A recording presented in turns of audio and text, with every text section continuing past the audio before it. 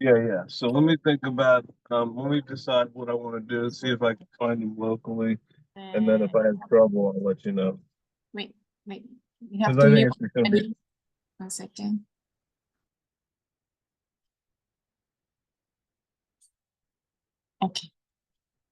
Okay, so we're doing this. We're following the children's books, which I love. And we're on chapter 14, and which tells us that we are all within the category of Benonis, which means that we all have two souls and very much alive, and we have the power as a Benoni to control ourselves. That's why this chapter starts control yourself.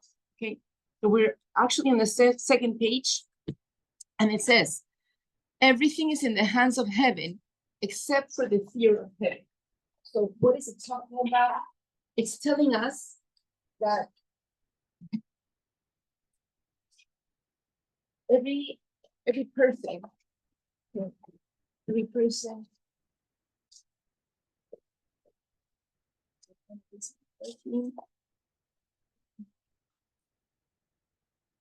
fine.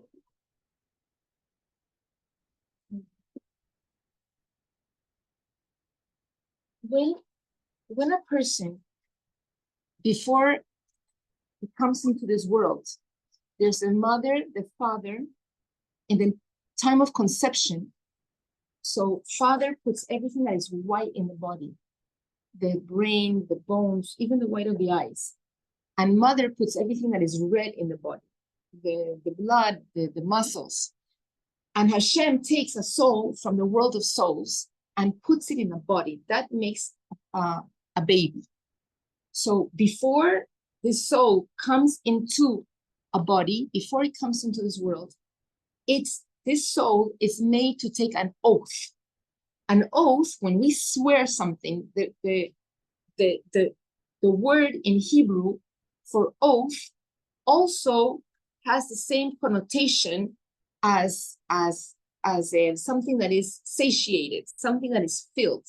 So we take an oath so that we are filled with the power to fulfill that oath. Oath is un juramento, okay? An oath. What is the oath? It says that, before that, it says everything in this is in the hands of heaven except for the fear of heaven. So everything is determined for that soul. How tall it's gonna be, the color of their eyes, and what is the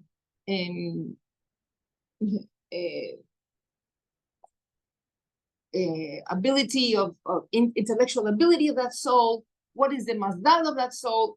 Everything really is predetermined for us, okay? Except, it says here, everything is in the hands of heaven, except the fear of heaven. So what does it mean? Except the only thing that is not determined for that soul is called the fear of heaven. Fear of heaven is what we call Yirat Shamayim. So the word fear, right, for us, there's different kinds of fear. There's fear of a dog coming at me, then I begin to sweat, right? It's like fight or flight, or flight or fight. Then there's the fear of a nuclear war, which is something that is perhaps in the back of our head, but it doesn't cause me, to actually sweat, okay? And then there's something that is awe. Awe is also reverence, right? Reverence.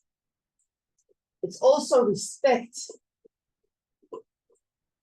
So the word yira, the word fear, is many things, but we can see that it's the opposite of love, right? It's the opposite of love. It's because it's either I love something or I'm going to fear it, right? So from love, I'm going to get close to it. The object, if I love chocolate, I want chocolate. If I love my child, I want to get close to my child. So from love, I'm going to open up my hands. I'm going to do. I want to buy something. I want to give a gift. I want to make your favorite meal. I want to give. from fear, we retract, right? The dog is coming at me and I'm going to close up, okay? So everything is determined for the soul except for Yirat Shamayim, except for the fear of Hashem. It means that already Hashem has determined what's going to happen, but what is my reaction? If I get accepted to the university, or if I don't get accepted to university, does it mean that I'm going to lash out at Hashem? Oh, it's your fault. I don't want to know anything about you. If something doesn't go my way, right? Or does it foment, you know what? Maybe Hashem wants me to be a little bit more humble. Maybe I don't get my way anymore. Maybe it's Hashem is directing me to another door. Maybe there's some, right? So the only thing that is not determined to a person is the fear of Hashem, which means what? What is our natural reaction? Am I going to react with my divine soul, which goes to fear of Hashem? Or am I going to react with my animal soul, which is focused on the ego, right? And I'm going to say, oh, I'm always in bad luck. Hashem doesn't like me. I don't believe in God anymore, right? So fear is also a very healthy emotion. It's a very healthy component, right? As we see, even with a child, you can't just educate a child with love. They have to have also respect, also in a relationship. Even if it's a husband, wife, love is very nice, but fear is more, it's the foundation. It's more healthy. Okay, are we together? Okay. I mean, it's a balance. Yes, it's a balance, but you have to understand that everything is going to be determined for me. Like what's happening in my life, everything that happens, it's practically out of my control. How I react to it is very much in my control. And the Benoni will always go towards a reaction of the divine soul, not to the animals. Are we together? Okay. All right. So while everything that happens in this world, here we're in the first paragraph, is, yes. But they say that when someone comes like does teshuvah, Right. it's different. On the It's United different. States level, love Yes. is like much. That's right. But fear is the foundation. It's like in a marriage. Okay. Rabbi Manis Friedman says it's very nice a marriage where there's love. But if there's no respect, there's no marriage. If I love my wife, I love my husband, but I don't respect him, there's no marriage. But I respect my husband, I respect my wife, I love him, then there's a marriage. You have something to work with. The fear is the foundation. So it's a step. You need fear, you need respect. Okay? Then we can go on to love. Then that's a higher level. Okay? Hola. Hola. Esta es la clase en inglés. Okay. Hashem te mandó. Okay. Well, everything that happens in this world is determined by Hashem and out of our control. The one thing that we do control is our own behavior and how we react to the situations that Hashem puts us in. We can always choose to do the right thing.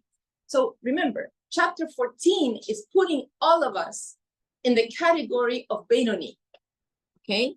And if I am in that category of Benoni, then they're telling me everything is in my control. How am I going to react? So I am very much in my control.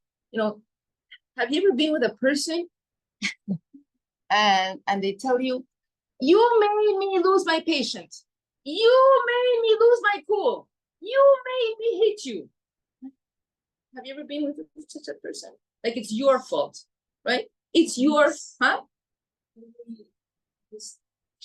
Every day you meet somebody. Okay, it's your fault, right? In Colombia, they say, tú me sacaste la piedra. Right? Tú me sacaste la piedra. It's your fault. Which that is it's not true. It's never true. It's never true. The person is out of control. And in fact, You know, when a parent is calling the attention of a child, there's different ways of doing it, right? You can do it calmly, you can do it with love, or let's say the parent loses control, right? And they're screaming at the child. Is that effective?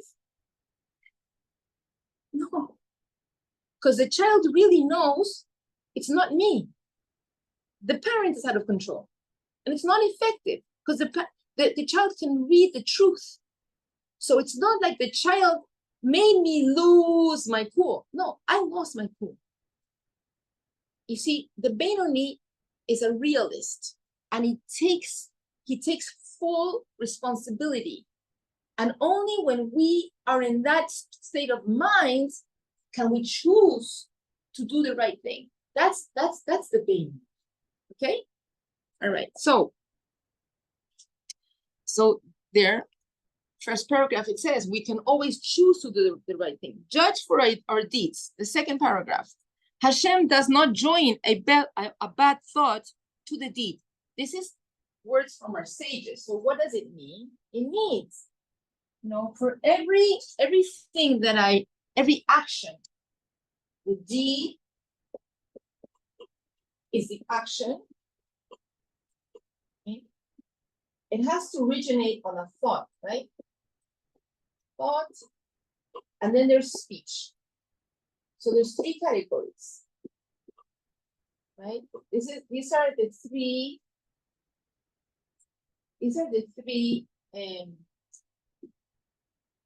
clothing of our soul. This is the three expressions of our soul. My soul expresses in thought, in speech, and deed. Okay? So there's a good thought. I want to go help my friend. I just received a call this morning. Somebody is in need. Another person tells me, you know, I'm going to fly across the nation to help this family member. They need something from me. I'm going to go help them. That means they have a good thought. They want to go help this person. They said it in speech. Now they have to take the airplane and actually go, right? So a third component is missing, right? Okay, we're going to put here, action. It's the same thing, okay? So let's say they bought their ticket. They're going to go help this friend or this family member. They bought the ticket. They get to the airport and the plane doesn't take off. Or they cancel the flight. Or their passport expired. They don't get here. They don't get to action, okay? When it's a good thought, Hashem will join a good thought to a good deed. And even if they don't get there, Hashem counts it as if they did it. Okay, are we together? Okay, does it work for the negative? What if I want to do something bad? Right? I want to say gossip, right? Or I want to steal something. I want to kill somebody, okay? So I had a bad thought. I can even say it, right? But I didn't get to do it. Why? I had remorse. I said, no, I shouldn't do that. Or, bless you. Or I was prevented, bless you. I was prevented from doing it. Like somehow, I couldn't reach the person. Does Hashem join a bad thought to a bad deed? No. Even if it was not like you wanted to, it just was prevented. Yeah. Until you don't, where do we see it? In this parsha of the week. Yishmael is sent out of the house with his mother. He's sick. He's about to die in the desert. In the heavens, the angels have a conversation with God and they say, let him die. Let him die. October 7th is going to come from him. They're going to kill your children. Let him die. Just, he has a bad thought. Let him die. And what does Hashem say? No. I don't judge people until they don't actually do the bad thing, even if they have the intention. So he lets him live. And not only live, he makes him very wealthy and numerous. Okay, are we together? All right, so Hashem does not join a bad thought to the deed. So why is it telling us this in the chapter 14, where they're telling us we're all in the category of Benoni? Because they're going to tell us, if you're a Benoni, you may have a bad thought, at least the impulse of a bad thought. Don't think that just because you had the first impulse of a bad thought, you're a bad person. Don't think about that. It's going to happen just because you're a Benoni. You're not a tzaddik. Are we together? Are we together? Do we understand that? Okay. So having evil temptations is not wrong. It is normal. What is wrong is to act on our negative impulse. This world is called the world of Asiya. This is the lowest world. It's called the world of Asiya. And in Spanish, I love this word because in Spanish it rhymes with hacer. It is like the word hacer, which means to do, which means action. This is the action world. This is the world where action counts most of all in this world. So as a Benoni, I am going to get that first impulse. I don't want to cook. I don't want to do it. I don't want to pray. And then I say, I'm going to cook anyways. I'm going to pray anyways. I'm going to do the right thing anyways. Okay? And that is normal. That's why we have a battle inside. Okay? All right. So, what is wrong is to act on our negative impulses, and that is the only thing for which we are judged. We're only judged if we ourselves join a bad thought to a bad deed. Okay? All right, let's go on. It's up to you. Third paragraph. Chazal tells us, Hashem does not make unrealistic demands of his creations. So we're getting all these, different sayings of our sages. Torah is like a puzzle, and they give us different pieces of the puzzle. Every bit of Torah that you learn, doesn't matter what, if it's Pirkei Avot, if it's Gemara, if it's Talmud, if it's Kabbalah, whatever it is, you're getting little pieces of the puzzle, and then you can see the puzzle more clearly now. So they're telling us, Hashem does not make unrealistic demands of his creations. Hashem created us, Hashem made us, Hashem put in the animal soul. And so he says, I didn't put anything in yourself that you cannot win over it. You are a winner. I always brought up my children and I said to them, I don't need one winner. That doesn't make me happy. I need all of you to be winners. I don't need one beautiful, excellent child. I don't need that. That's not nice. It says a parent is only as happy as their unhappiest child. It's true. Because a parent is always suffering for the child that is not happy, right? And I always tell my children, I need you to all be winners. Hashem tells us that.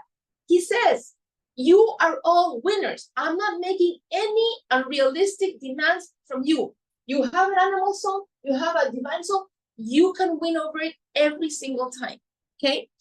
All right, so only a fool would try to make his creation do something that he knows as his creator that is not capable of doing. True, I cannot create something and expect something that is unrealistic. If Hashem tells us to do something, it means he knows we can do it. It is just up to us to want to do the right thing. So what is it telling us? How do we activate this challenge? How do we win over it? We have to want. So I've told in my classes, I stopped watching movies many years ago. And then one of the movies I saw a long time ago was Rocky, but just Rocky 1. I don't know now, they're like 57, how many they have. And in Rocky 1, usted vio Rocky 1? de un boxeador. He was a fighter, and his trainer tells him, you want to be a boxer, you need the eye of the tiger, el ojo del tigre, which means you need to want, you need desire. So in order to win this inner fight between the two souls, we need to really want to win it. So how do you want to win it? Many ways. First of all, you have to understand you have a battle. If we don't know we have a battle inside, right? When I came here to this community, like 20-something years ago, Rabbi Lipsker would ask people, not how are you? He wouldn't say, how are you? You know what he would ask people? How's your soul? You know, many times people don't even know they have a soul. I talked once to a person, very sophisticated doctor, and we're talking about soul, and he said, what's that? Jewish doctor. Right. What's that? Sometimes people don't even know I have a soul. Now the Tanya comes in and tells you, no, you have two souls and you have a battle inside. And now win it. Okay? So in order to want, first we have to understand the battle. That's where Torah study comes in. And then we have to make ourselves be very positive about it. Know that I can win it. Now, how do you send soldiers to war? How do they go to war? Do they go, there are too many, we can't. No. They're confident. They know Hashem is with them. I'm going to do it. We're going to do it. So we have to do whatever is necessary in ourselves in the permissible to want to, and to understand that we have a fight every single day. Okay. Okay. Double oath here. Double oath.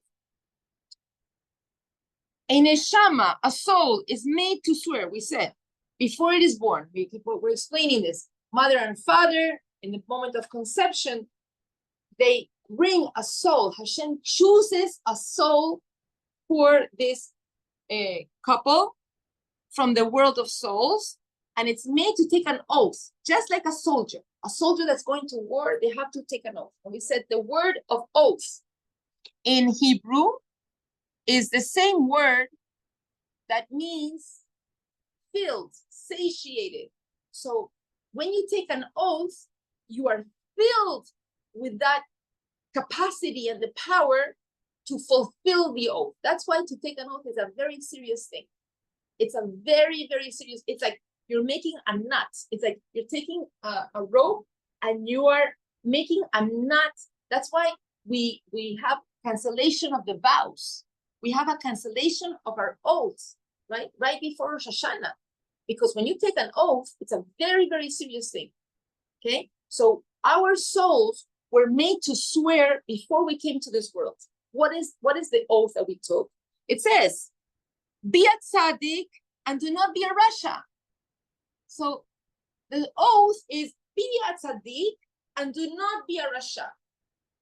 But that's a very confusing oath because we already have studied. There are souls that have the potential to be tzaddikim. And there are souls, other souls do not have that potential. The tzaddik does not have the animal soul. The animal soul is like another divine soul. It wants the same thing as a divine soul. Okay? So how could Hashem tell me, if I am not a tzaddik, be a tzaddik? It means behave like a tzaddik. In action, remember, in action. He didn't ask us in thought. In thought, he knows we're going to have that first impulse of the animal. He's talking to us in action. Behave like a tzaddik, and just because you have an animal soul inside, don't behave like a rasha, because a rasha is the person that in action, he gives way to the animal. He allows the animal to express itself.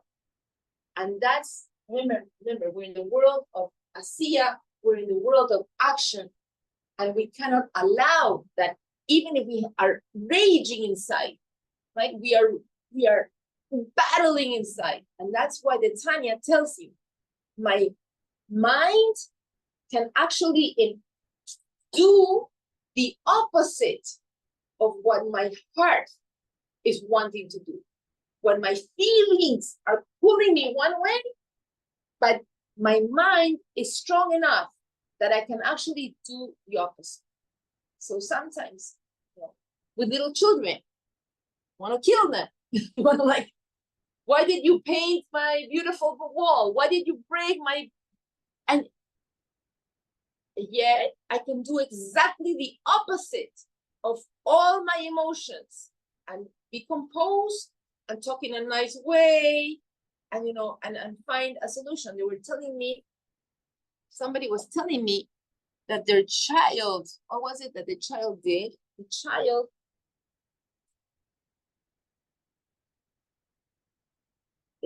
I think, started a fire. Yes, a child started a fire. They were many years ago, they were living in one of the very the buildings next to the beach here in Bal Harbor, and the child wasn't such a child.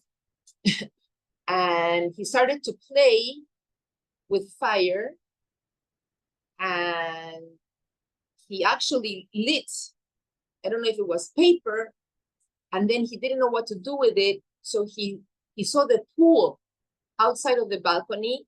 So he threw the ball of fire to the pool, right? A solution, because they lived in a very low floor. But what happened is that it didn't reach the pool. It cut through the awning. There was an awning, and it cut through the awning, right? So the pool people, the pool guys, they found it. And of course, there was a big hole in the awning. Thank God nothing else happened. And then they called the parents, right? So what did the parents do? So they said, okay, you did this. Now you're going to pay for the awning. So how are you going to pay for it? So you're going to pay for it. You're going to have to learn, I think it was learning Torah every day. And we're going to pay you for the learning of Torah. And with that, you're going to, it was to learn Torah, to read the Torah. And with that, you're going to pay for it. So it was a learning experience. So from the animal, you want to like scream, how could you do this? All of that. But they reached for the divine soul. They controlled their emotions, and they could actually devise a consequence that was something beneficial to this young man. And he grew up, and now, like, for fun, he learns the Torah. Okay. All right. So be a tzaddik and don't be a rasha. If he's told to be a tzaddik, why does he have to be told not to be a rasha? He's already told us the oath. Be a tzaddik. Why do they have to say and don't be a rasha? The phrase is repeated because while not everyone will be successful in becoming a tzaddik, everyone can avoid being a rasha by being a benoni.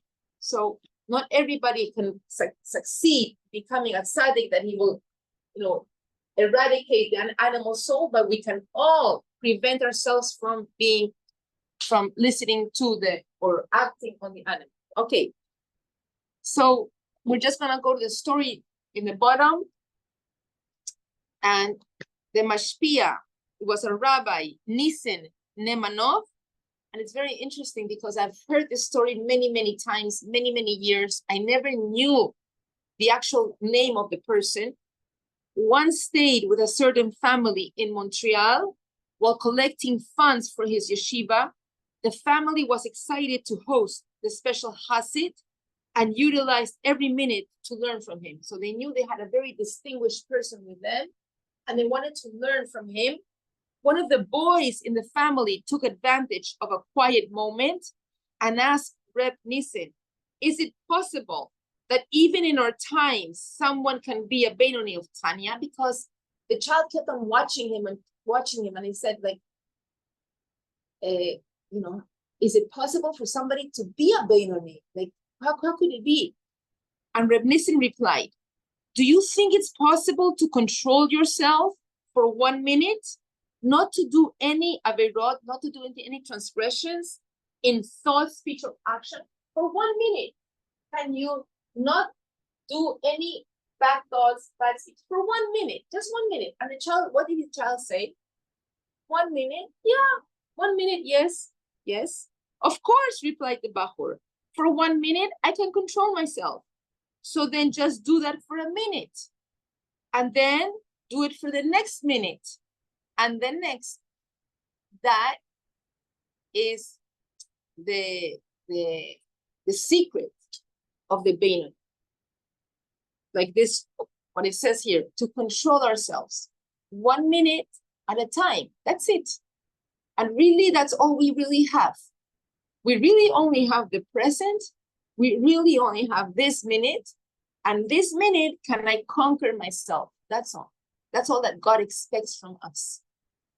Okay? So we're going to leave it here. Okay? And now we're going to go to our alphabet. Karina, you want to teach the class?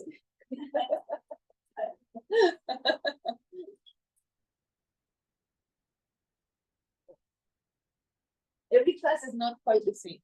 It's very interesting. It's very interesting.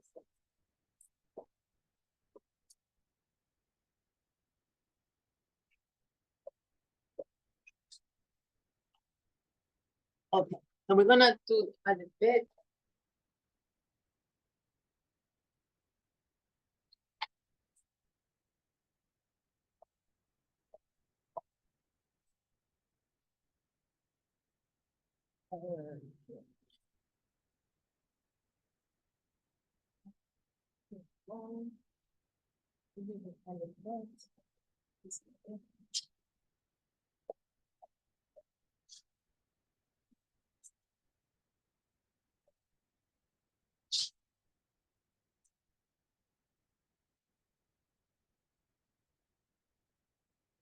So this is my new love, my new passion is the alphabet. The more I learn, the more I love it. Okay, and okay, we're gonna put our letters here.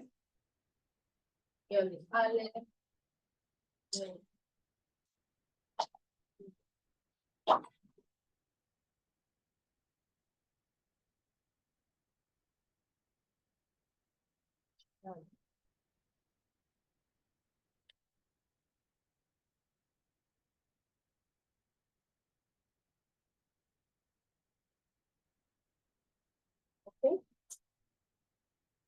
Okay, so we see here. I can't see. Okay, there we are. Okay. Okay, so we see from here, we see from the alphabet, okay, just so we build up on it. Aleph represents numerical value of 1, is Hashem, perfection, a yud on top, a yud on the bottom, and a vav that connects them. The vav stands for the Torah. The yud on top is Hashem. The yud on the bottom is his creation. And it's the Torah that unites us both. Okay, so this is the beginning. Then the bet is like a bayit, like a house.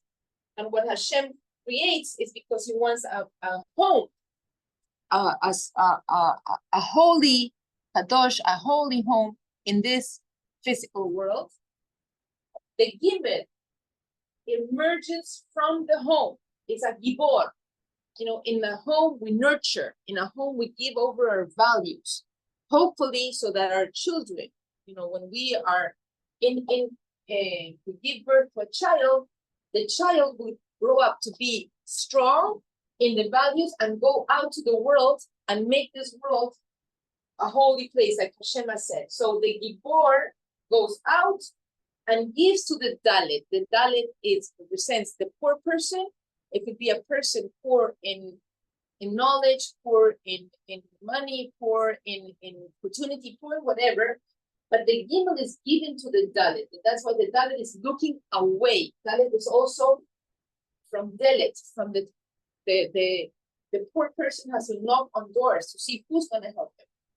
The hay is the dalit, okay, the poor person that has been helped, and so it contains the yud here. So the hay it represents the receiving of the receiver with what he has gotten from the giver in a harmonious way. The hay is also, it's like an effortless sound. And it says that Hashem created the world, the physical world with the hay. He created the spiritual world with the yud. Okay? So also because when we speak, there are 5, the numerical value of hay is 5. There are 5 different components to speech. There's the lips, the teeth, the tongue, the paladar, the palate, and then there's the throat. Okay, so this is the hay, and then there's the vav. So the vav here on top represents heaven, and on bottom represents the earth, and this is a direct line of Hashem giving His light. So from the spiritual to create the physical. So this represents the Torah. It's the same Torah. That's why it's compared to water that is on top of the mountain. It's the same water that comes down to the river in the bottom of the mountain. Okay. It also represents the cup. The vav represents the light that is going down. Okay, the downward light. Second, it has a name. Where is my notebook? Okay, here. Okay. So, okay, it represents the direct light. Direct light coming down. So it's Hashem infusing, and that's why it's also a masculine letter. Okay, like the male that secretes the drop of life and he gives it over, it's everything in potential. That is the direct light coming down. Okay, now we are this week in the ZAYIN, and all of these classes, Baruch Hashem, are recorded. You can see them. The ZAYIN is taken from the vav because it has a vav, but it has a vav and a yud. Okay, the ZAYIN that is numerical value of 7. Okay, it is the vav plus the yud on top. So this represents not just having the direct light, but now it's a returning light. It's a returning light. It's called or Hoser, like Hoser B'Tshuva, because it's taken from the light coming down. Light is a euphemism. It's a representation of Hashem's energy, because we can't, Hashem doesn't have body, or so we call it light so we can understand it. But it's taking that energy, now doing something with it, like Hashem gives me a brain, gives me matches, gives me oil, and on Friday night, I'm going to do what the Aleph wants, what he sent me to this bed of this home here, and I'm going to light Shabbat candles at the right time.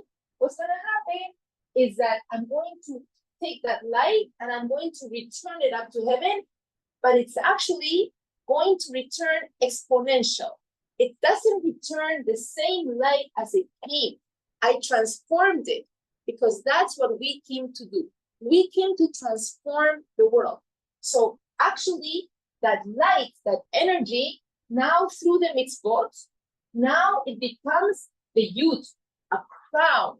This becomes a crown, okay, to light up the world, like a menorah.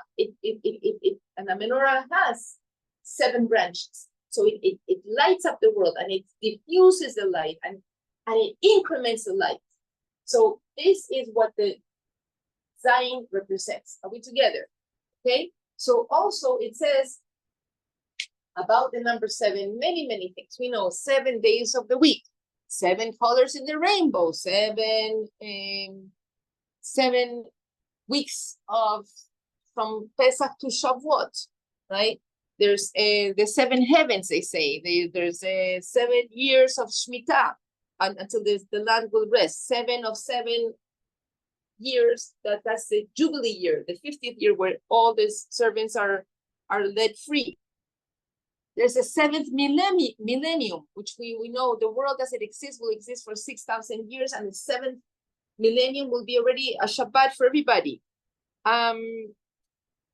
So from the number 7, it's also Netzach. It's the power in the Sefirot, in the attributes that we have. The 7th attribute is Netzach. So Netzach is the power to go. It's the green light. It's movement. Very interesting. Remember that all the meanings and attributes of a letter are connected. That's like, to me, it's fascinating. So we have already said it's returning light, it's a crown, it's taking Hashem's energy and through the mitzvot transforming it. So what does that have to do with go, the green light, and the movement? So it's saying, in order to do this work, we have to move, we have to go, right? And on the 7th month, which is the month of Tishrei, what do we celebrate? The month of Tishrei is the 7th month. We celebrate Pesach, right? And Pesach, we're celebrating what? Liberation. And the nation go. The nation left. The nation is moving. We're actually moving 40 years to the desert, you know. And every movement is like, and it says, we read every day in the prayer in the morning, it's like every person should feel like they're leaving Egypt today. Imagine, our sages tell us every day we have to feel like we are leaving, we're in movement. Why? Because Egypt is not just a place in the map. It didn't just happen 2,000 years ago. Egypt is anything that restrains me. A slave is not free to do whatever it wants, right? And when we are a slave to our animal soul, we're not free to do Hashem's will. So anything that restrains me from really doing this, taking the light and returning it, and doing this, right? As we see, this is also movement. Okay, this is what it's called a feminine light. This is a feminine letter. Vav is a masculine. ZAYIN is a feminine. Why? Because that's like the man and woman relationship. The man will give seed to the woman, but the woman is the one that takes the seed and now makes a baby, now nurtures it. Now, you know, I always think of caveman. Really, I always think of, you know, caveman would bring a lion, you know. He would go and trap a lion. But what can you do with a lion? You can't eat it. So he would give it to a cave woman, to his wife. And then the wife would cut it up and make a fire and cut up some vegetables, right? And put some seasoning. And now she will make a beautiful stew. And now she can serve it to the man. So this is the feminine.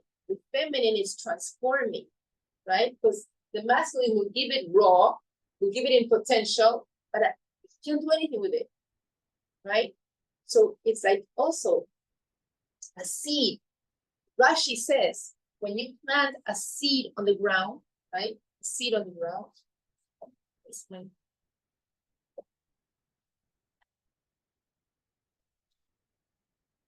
put a seed on the ground.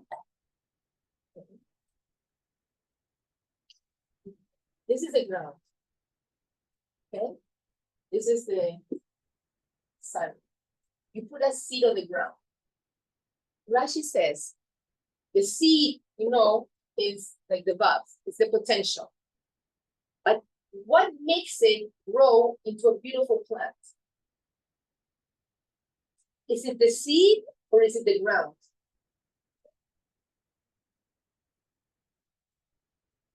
It's both, but it needs the ground. The seed by itself will not become a plant. It doesn't the ground without seed. Right. So, right, because the ZAYIN needs from the above. But this is the returning. This is the nurturing. The ZAYIN is the nurture, the transformation. And for that, we need the movement. We're gonna transform. Now, first it's a little drop of life, then it becomes an embryo, then it becomes a baby, we are constantly in movement. Okay? And for this is the science. That's why ZAYIN is a letter also that starts off many of the times, like zmanim, zman, time, right? And there's in time, we know that the clock is always ticking, right? Zman, like, because the time, and there's three types of taking the time. There's a linear, there's a clock, right? And the moment that already passed, this is what we live with. This is my clock, right? The second ago already passed, never will be back. And then there's the time where the past, you can actually bring it to the present. How is that? The power of Teshuvah. The power of Teshuvah is that you actually can take from the past and change your present. Because it's like you're using the past as gasoline. You're using the past to create a different present. So this is a way, there's a second type of time where you take the past and you can actually influence it to the present, right? Or there's timeless, where Hashem is the essence of God. There's no time. There's no time. Okay. All right. So let's go to our, okay. The sages say the youth on top of the above is a crown. Okay. And the Maggid of Mesrich, well, so the Maggid of Mesrich says that a woman of valor, an Eshet Chayil, is the crown of her husband. And he said, this represents the masculine, but when he has a righteous woman, then this becomes the crown. The crown of a man is her husband, right?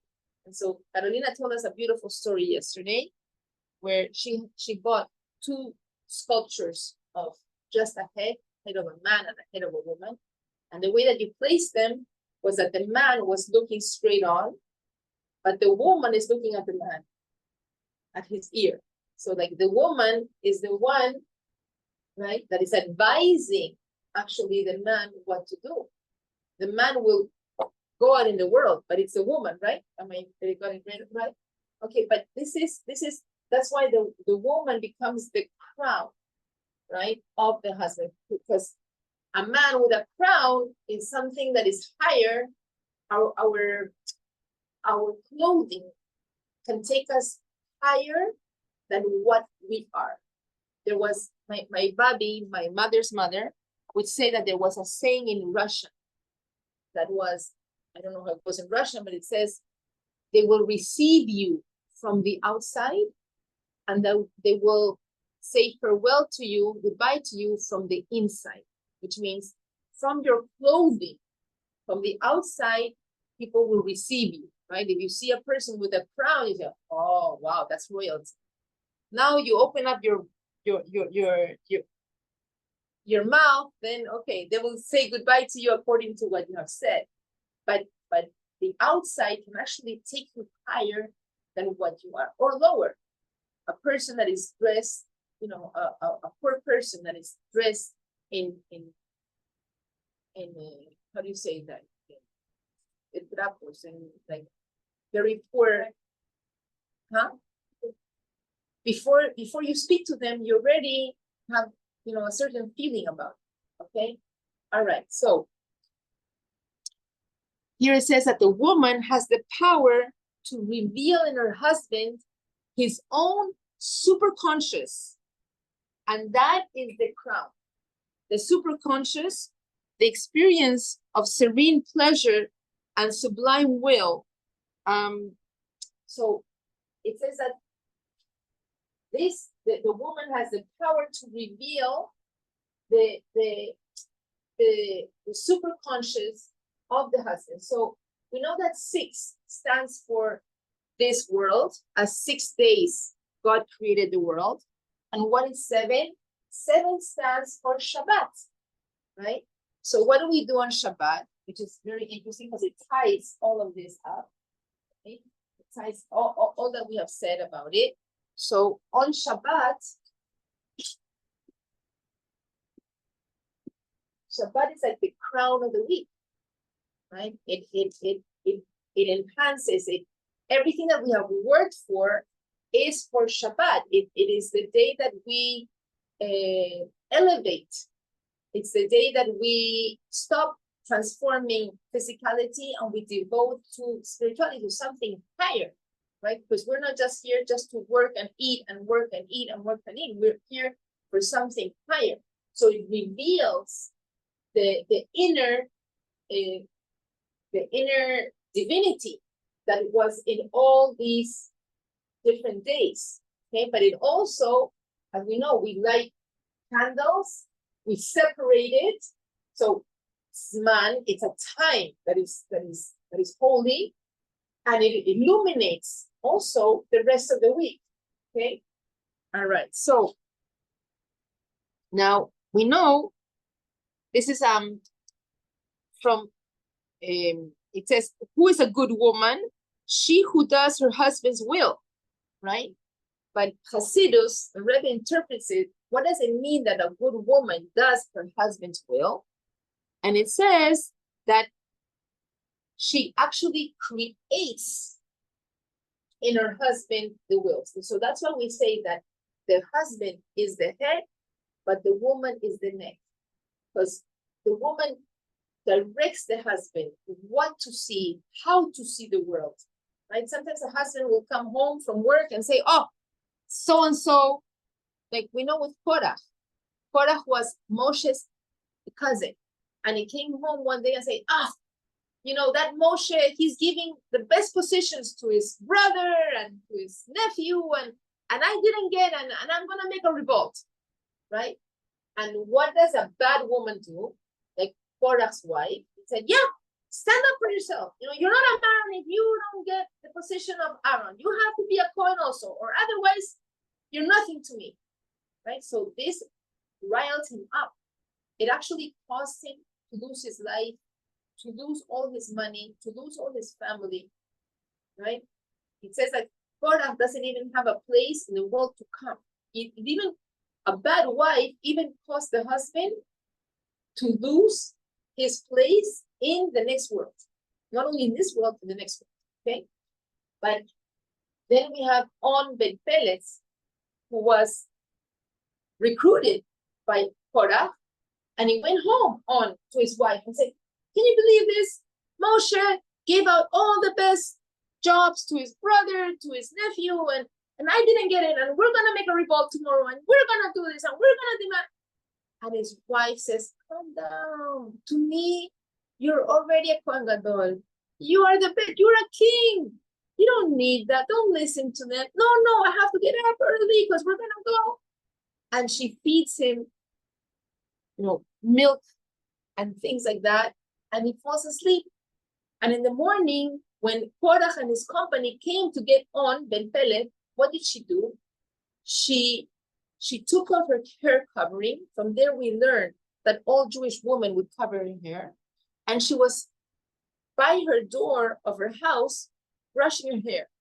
So when Korah and his company saw this woman brushing her hair, it was like, oh, you know, and the time was ticking, and they said, oh, just let's leave On. When On woke up, they said, I have to go. Korah was already dead. So On's wife is called by the Talmud a righteous woman, because she knew really the subconscious of her husband, even when sometimes the person himself, they don't know, and they want to get, you know, other values into themselves, but she actually saved her husband. Okay, all right. So another thing that they tell us about the ZAYIN is that the ZAYIN represents a sword. Okay, a sword. You can see it here. This could be the handle, and this is the metal part, or vice versa. It could be an axe, where this is the metal and this is the handle. So why is a sword? I mean, we're talking about time, we're talking about goal, we're talking about returning light. What does a sword is? A sword is because it's a battle. So what is the battle? So we just finished studying a class on the Tanya, where we have two souls. And the battle is that there's an inner battle with ourselves, right? Which animal, am I going to listen to my animal or my divine soul to do Hashem's will? To get to be, to get to do, to transform this world, right? And then there's a battle also with the outside world, because we're getting so many mixed messages from the outside world, right? And we see right now Israel is in a battle. And it's a battle not only on the war front, it's not only a battle with weapons, it's a battle in the media, it's a battle of intellect, it's a battle of ideas, right? So all of this, in order to do the right thing, we are battling, right? And something very interesting, because the ZAYIN is about time, but it's also about timing. So what happens is that one of the key components into elevating this world is, when do we choose to do the right thing and when do we choose to not? Because in Shabbat we rest, but on the first 6 days of the week, Hashem wants us to work. He wants us to transform the world. So it's a battle to decide, right? When to work, when to rest. What is rest? Because I could have my idea of rest is to put on the TV. Start thinking about it when we talk about it. Right. Start thinking about what is rest. Because don't go to sleep or not do nothing. Right. Study. We keep on the week to put it in the mind, start thinking about how can I do better. Right. So I'm going to bring in, God willing, there's a book, also a children's book that I love. It's called The 49 Melachot of Shabbat, or 39 Melachot of Shabbat. All the idea of rest and work is derived from when we built the Mishkan, the temple in the desert. So in the Mishkan of the desert, there were beams and columns of wood, okay? So in order to have wood, you have to plant it. You have to plant a seed. Then you have to cut the tree. And then each beam, because in the 40 years of the desert, we would construct it and deconstruct it, they had numbers. So then you have to put a number. So from all the jobs that we did, our sages derived 39 actions that are defined as work. And all those 39 actions we cannot do on Shabbat. So to plant a seed, we can't. So if I'm eating a watermelon in the garden, I can't throw the seeds on Shabbat.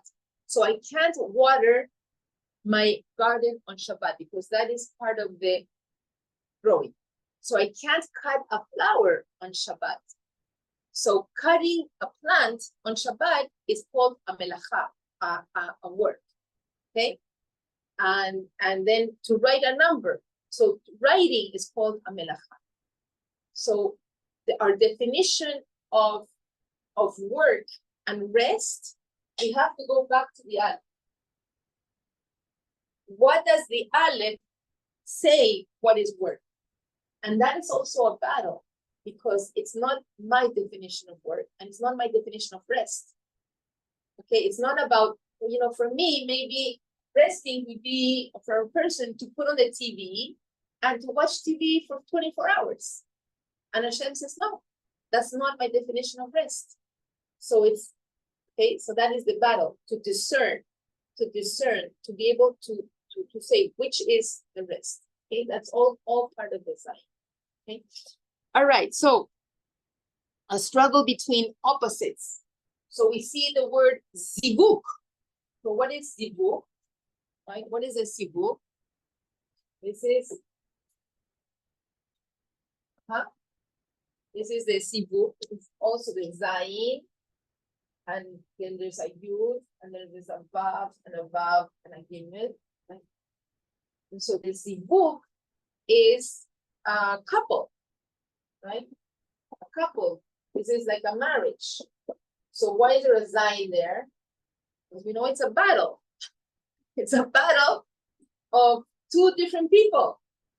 A marriage, telling us marriage is hard work, and it's a constant battle to unite two people that are man and woman. It's a complete opposites, yet it's a battle, and it's a battle that if we do it the right way, then the home will be a home where it shines, or it could be a home of a war zone. So, you know, it's a battle.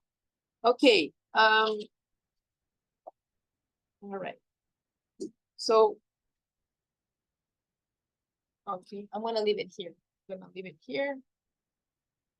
So, yeah. What time is it? Because I don't know. I know this clock is not well.